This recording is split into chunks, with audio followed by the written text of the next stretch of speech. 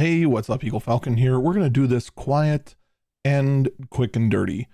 So, patch 7.5 is now out. Maintenance is currently ongoing as I'm recording this. And we have our full patch notes. I'm just going to go over the battle systems, both PvE and PvP, since everything else, from what I can tell in my quick look through, is exactly the same. So, first off, we see pretty much all of Warrior's big burst skills other than Fellcleave getting a buff. 40 potency to Inner Chaos, 20 potency to Primal Rend, 20 potency to Primal Ruination. You know, a decent buff. Warrior's never going to complain about more damage. They're only going to complain when you take away damage. That's just how Warrior is. Samurai getting Setsugeka and Kaishi Setsugetsu up 40 potency each. I am not familiar with samurai skill names yet. I only know them by icon names. I almost wish they put the icon names next to each of these, but I know that's asking too much. But in any case, those both get 40 potency. I want to say, and samurai mains are more than welcome to criticize me in the comments, I want to say that is the skill they use that's their single target when they get all three stickers, I think. But I'm not 100% sure on that. Reaper, Gluttony had 40 potency added, Void Reaping had 20 potency added, and Cross Reaping had 20 potency added. A little bit of extra potency, never hurt anyone. That's also on there. I want to say 1 minute. Well, the Void Reaping and Cross Reaping, I think, I want to say those happen anytime they have 50 gauge. So that's 40 extra potency or 20 extra potency a lot more often. But Gluttony, I'm 90% certain is just 1 minute. So, you know, that's nice. Neat. Viper, though. Whoo! No more nerfing for Viper. Vicewinder getting 40 potency. Hunter's Coil getting, what is that? 60 potency? Both when they hit, both normally and on a flank. Swiftskin Coil also getting that same 60 potency. Reawaken getting 5% additional splash damage. I want to stress that because this is always confusing.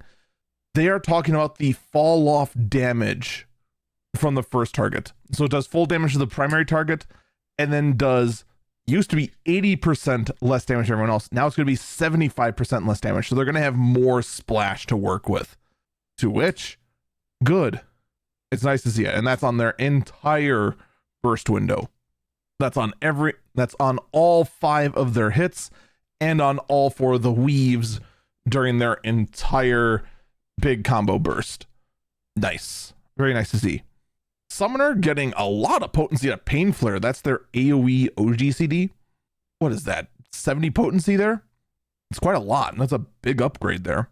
I don't know if that's a big enough upgrade to make it... It's not big enough potency to make it worthwhile on Who's It. Wow, brain, why can't I think of it? The BJ Brothers. Yeah, that's the one. Because that'd only be 440. So Necrotize at 500 is still going to be better. But hey, more AoE damage is more better. Ruby Right, Crimson Cyclone, Crimson Strike. The entire Ifrit window is getting 40 more potency all around. That's nice. Want to make that feel worthwhile. And then Necrotize, as I said earlier, that's our single target OGCD, gets 40 potency. Sage, Phlegma 3 is getting 90 potency. That's kind of nice. That's 90 additional potency every, what is that, 40 seconds? Eucrasian Dosis, that's their dot. And that now has 5 more potency. And Psyche also has 90 more potency. So that's a decent amount of potency that Sage is getting on what little burst they have. That's burst every 40 seconds and burst on an OGCD every minute. So, hey, that's pretty good. Now, let's take a look at what the job guide says for what they did and why they did it. Now, they went ahead and said right off the bat, they found that Warrior's damage output was slightly lacking compared to the other tanks, which if you looked at the brain logs, yeah, that's correct. They were at the bottom and it was by a little bit. I don't say it was like catastrophic. It wasn't any reason to like ditch Warrior, but it was noticeable on a chart. So, you know, more potency, more better. That's fine. Samurai, although Samurai benefits greatly from party actions that boost damage, resulting in comparatively high damage increase. Their overall damage output was still lagging behind other DPS jobs. To help remedy this, we have increased the potency of certain actions. It was kind of funny to see Samurai like nowhere near as high as I would have expected. But yeah, I can't argue with that. Reaper compared to other DPS jobs, Reaper's sustainability to any given duty can vary significantly, making it difficult to master and execute ideal rotations. The result in a substantial loss of damage output and high-end content, which is why Reaper usage is lower than other jobs. With the ultimate releasing shortly after patch 7.5, rather than make changes that would warrant changing rotations, we decided to slightly increase the potency of Reaper actions. Oh, suitability. I said sustainability. My bad. I think just by that, they're going to put another buff out there. Because I don't think that little bit of potency increase on a few burst actions is going to make that big a difference. I really don't. Viper's firepower was somewhat lacking compared to other melee jobs. We have increased the potency of certain actions. Although we previously reduced potency of area effects attacks in patch 7.3, a balanced review of jobs in the current environment has shown there's room to raise their potencies, so we have rolled back some of those changes. Hey, I'm all for that. Summoner, we made adjustments in patch 7.41, but the damage output was still repeatedly lacking, particularly in high-end duty, so we've increased the potency of certain actions. I mean, I'll just tell you this right now. Summoner's not going to see action in the high-end content. They just aren't. Like, that's a good potency upgrade. I think it's going to help. We might see a few of them. But here's the thing, though. Right now, Summoner is boring to play. Like, any hope Summoner has of seeing help in more playability is not going to happen until 8.0 when they do these massive job reworks. Summoner is just boring as heck to play. It can easily be summarized down into the most basic rotation that exists. It's not interesting. It's not creative at all. It's just playing Summoner is almost a chore. Okay, so even if, let's say you increase Summoner's potency so it's higher than Red Mage. Okay, so now Red Mage is lower. In fact, if Summoner might be higher than Red Mage now, who knows? So let's say Summoner is higher than Red Mage. Okay, Red Mage requires more skill. Red Mage is more interesting to play. And then, of course, Red Mage is better for the party survivability because of Verraise versus Summoner's 1 insta-res. It's just, their biggest problem is the fact that the job is boring.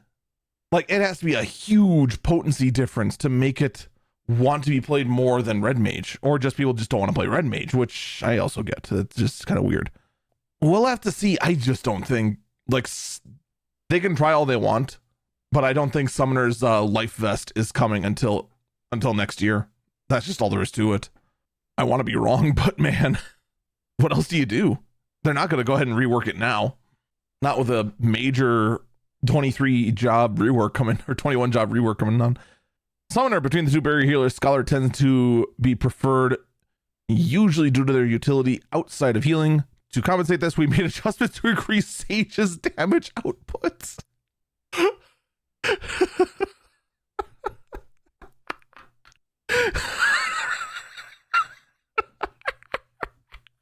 Holy smokes, that's really the reason. The real reason they went ahead and upped Sage's damage is because their utility sucks. So we're gonna give you more gun. That's funny. That's really, really funny. All right, let's look at PvP real quick. First off, all jobs have restore 1,000 more HP via recuperate. Guard now reduces damage taken by an additional 9%, so it's now 99% damage reduction instead of 90. God, they really want you to not die, huh? Dang. Melee DPS.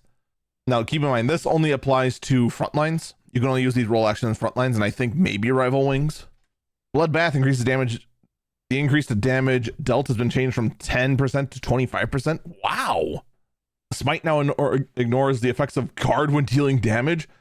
Whew. I mean, I've always been of the opinion that Smite is the correct answer. You always use Smite over anything else. But, God. Now I'm torn. Do you use Smite or Bloodbath? Because 25% more damage is 25% more damage, depending on your job. And if you got enough stuff to weave anyway, that might be the way to go. But man, Smite ignoring guard. Ooh, that's tough. For healers, healing, the cast time is now instant. Cure potency has been increased to 1600. Potency is now reduced to 8000 when targeting self. Okay, neat. I don't know if I've ever seen anyone use healing, to be perfectly honest. Dragoon, the amount of damage absorbed as HP has now been increased to 200%. And Horrid Roar now has their recast reduced by 4 seconds. More Horrid Roars, Chaotic Spring heals more. Yeah, I haven't done Dragoon PvP in a while. I should probably fix that.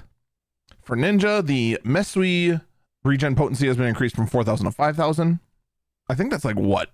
Another 4000 HP over the little time that lasts. That ain't bad. That's not terrible. Samurai potency, the barrier created when attacking 2 or more targets, has been reduced from 10,000 to 8,000.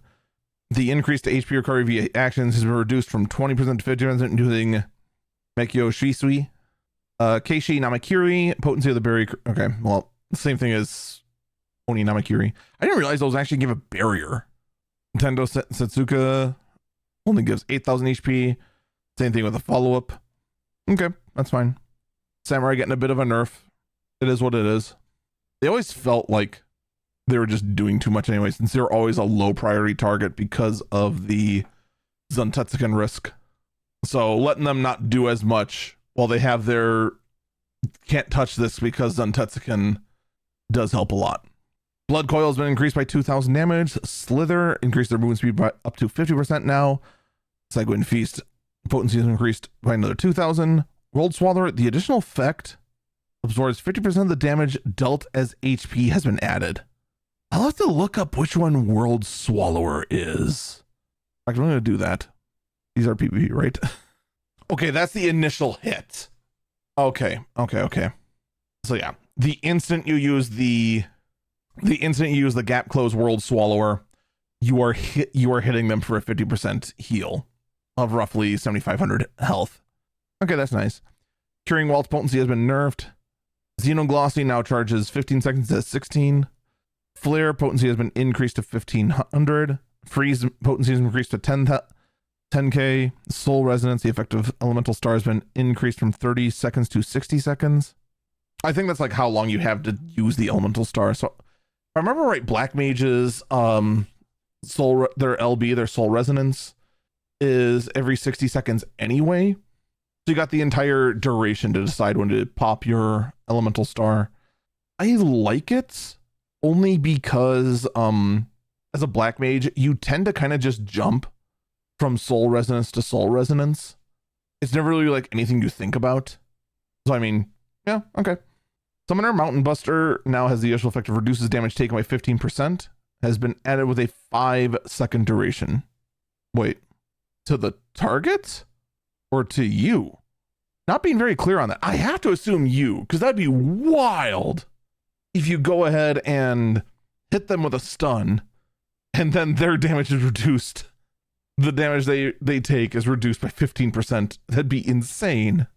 All right, my buddy Red Mage Core. The effect of Monomaki has been increased to the damage dealt to the target from 10% to 15%. Okay, you deal more damage when hitting them. And damage you take from the target has been reduced from 10 to 15%. Hey. And Core just keeps winning. And Forte, the effect ratio has been increased from 4 seconds to 5 seconds. That's nice. I keep forgetting it's super short. I usually just end up popping it whenever I'm in danger. And it usually pops, but I'm not going to complain about an extra 1 second. Spectromancer Smudge, the duration of the increased movement speed has been reduced from 4 seconds to 3 seconds. Whoop-dee-doo. Nobody cared. I guarantee it. People do care about this one, though. Retribution of the Medine potency has been reduced from 16,000 to 14,000. Yeah, people are going to care about that. White Mage Cure 3 potency is no longer reduced after the first target. And Sage's Pneuma recast time has been reduced from 30 seconds to 28 seconds. All right, let's see their logic. Melee DPS. Bung roll actions, Bloodbath and Smite were used comparatively less than Swift? Really? Bro, I loved Smite, man. Dude, the extra OGCD, that's what gave me the edge, and just like, oh, this guy's going off one-on-one with me. Well, I got Smite, and you're dead now. That's wild. Man. Maybe that's why I suck at PvP. Dragoon to improve defensive capabilities. We have reduced their recast time of forward roar and increased the HP absorption of Cadoc Spring. Okay, neat. Ninja, we wanted the offensive ninjutsu to have ample benefits, so we strengthened Hutan in patch 7.45. We have also increased the healing effects of Mesui. Okay, neat. Excuse me. Samurai, due to the improvements of defensive abilities in patch 7.45, Samurai win weights in ranked match have risen more than anticipated. To better balance their performance, we have tempered their healing and barrier effects of certain actions. Furthermore, in light of the increased recuperation hero potency, we have slightly reduced the HP recovery granted by Mekyo Shisui. Oh well. Excuse me. To strengthen Viper's staying power in the front lines, we have increased the potency of Blood Coil and Sanguine Feast, both of which absorb damage Delta's HP, and add similar HP absorption effects to the Limit Break's World Swallower. Furthermore, we've increased movement speed granted by Slither. Dude, it always felt like, at least in Frontlines on Viper, back when I was leveling it on the alt, it just always felt like you were just made of paper mache when you just got in there. Maybe I'll give Viper in Frontlines another try. Or, you know, maybe I should just stop playing melee in Frontlines. Dancer, due to significantly increasing the curing potency of Curing Waltz in 7.45, Dancer win weights in ranked matches have risen more than anticipated. In light of the increase to recuperates cure potency, we have somewhat tempered the cure potency of Curing Waltz. Understandable. We've increased the Black Mage's offensive.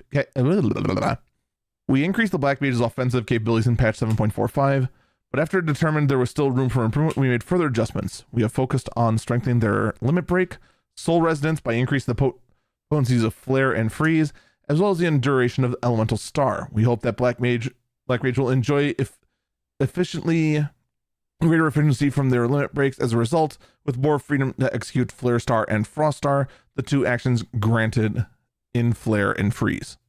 Yeah, that's fine. Summoner, to reduce the risk taken when in close quarters to execute Mountain Break, we have added a damage reduction effect. Okay. What I probably should have said is reduces the damage dealt by the target, but whatever. Or just say that that's added to the caster, but whatever. It is what it is. With the goal of strengthening Red Mage's unique talent for single combat, we have enhanced the effects of Monokini, the status granted to Korokor. Further, we have increased the duration of Forte to help improve its usability for self-defense. Man, no wonder I can't. No wonder I just can't even when 1v1ing this friend who keeps challenging me to duels as Red Mage. Whoo! Warrior just can't beat Red Mage, man. I've tried. All right, Pictomancer. As Pictomancer enjoys high usage across all tiers of ranked matches, it boasts high win rates, particularly in tiers Crystal and above. We decided to temper both their offensive and defensive.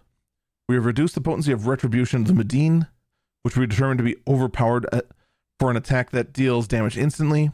Additionally, we have reduced the duration of Smudge's movement speed, given the number of range attacks already at Pictomancer's disposal. Does the 1 second increased movement speed really matter that much? Am I just Pictoing wrong? Man, that's wild if that's the case. Healers, we have eliminated the cast time for the role action Healin and increased its cure potency in order to emphasize the healer's role to promptly restore HP to allies in peril. However, to avoid potentially overlapping with Recuperate, we have added the stipulation that halves the cure and potency of Healin when the healer targets themselves. I have a question. Why bother? All Healin is a Recuperate for others. Why would you make it so that you punish yourself for using effectively the same skill on yourself? That's stupid. There's just no reason for that. Oh no. The healer might go ahead and use the skill used for healing others on themselves. Oh no. They could do that with Recuperate and they're the same spell at the same cost. Here, let's go and double check, shall we? Let's check with White Mage. All right. Recuperate, 16,000 HP, 2,000 MP.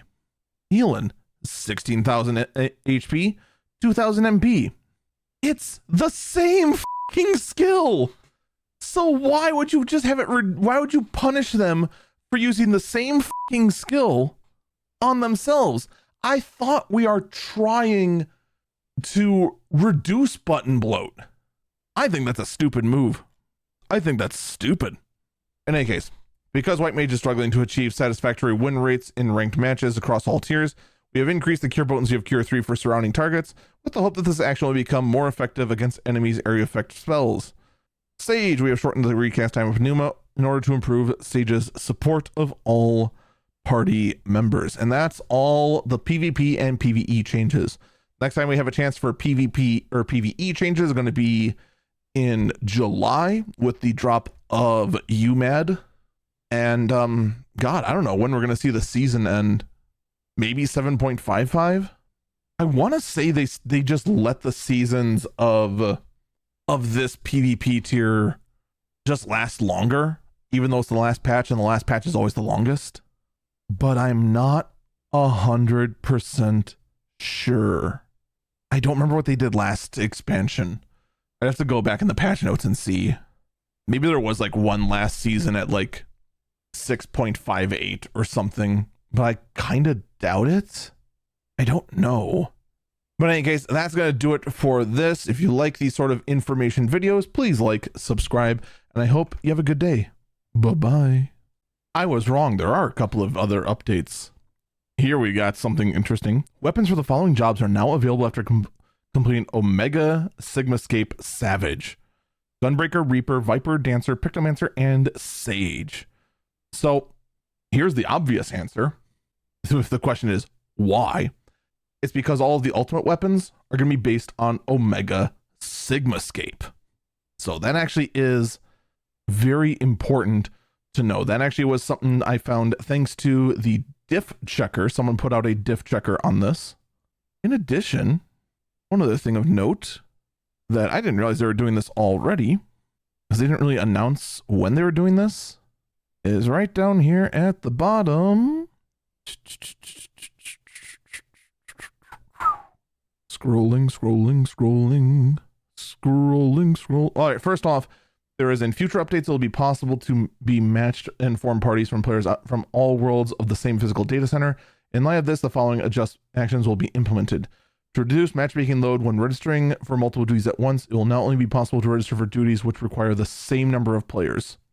So you can no longer queue up 8-man roulettes or 8-man duties, or 4-man, 8-man, and 24-man. You have to go ahead and queue for either all 4-mans, all 8-mans, or all 24-mans. Okay, I guess. That seems like a weird restriction. But I hope after everything is smoothed out, that's removed. But otherwise, I'm not a fan. Not a fan. Your current world will now be shown in the world list found in the world visit window. Organized cross-world link center feature has been added to cross-world link shells. That's actually kind of surprising. Didn't realize we were going to be adding that. Following changes have been added into the gamepad change. All right, so we tweaked how, wait, what did we do? Whatever. I'm sure they'll make sense when we get in there. All right, here is the new stuff. Here's the last bit of new stuff. When traveling to the Oceania from Japan/North America or EU dancers, your character's travel destination will be changed from displaying as materia to the Oceania data center. Now, maybe that's a sign that they're going to go ahead and change things up and let you go ahead and cross-world a bit more. I mean, cross-region, I should say. It's weird that it goes cross-world, and the next step up is cross-server, and then cross-realm, and then cross-region. It makes no sense out of context, but I digress. All right, players with only Final Fantasy XIV: A Realm Reborn registered to their account will have the registration of Final Fantasy XIV Shadowbringers applied to their account automatically. The registration of Final Fantasy XIV Shadowbringers now applies to all accounts starting Tuesday, April 28th. Please be advised that it will take several days for your account to reflect visually on the MOG station. The following adjustments have been made to the free trial. The level cap has been raised to 80. Players will now have access to the expansion data of Shadowbringers. T is not included. So yeah, the whole thing about adding Shadowbringers to the critically acclaimed MMORPG Final Fantasy XIV free trial up to level 80 with no restriction on playtime is happening now. So if you want to go ahead and give it a shot, Stormblood, yeah, I get it. The story's a little dry. It can be a bit of a slog, especially the Ruby Tide. I get it. It leaves a lot to be desired. Shadowbringers, though, oh man, it's so good. I cannot stress how good of a story Shadowbringers is. So to go ahead and play up to Shadowbringers for free, ooh, that is huge. All right, now that's it. Now I got to go and stitch this together. Bye.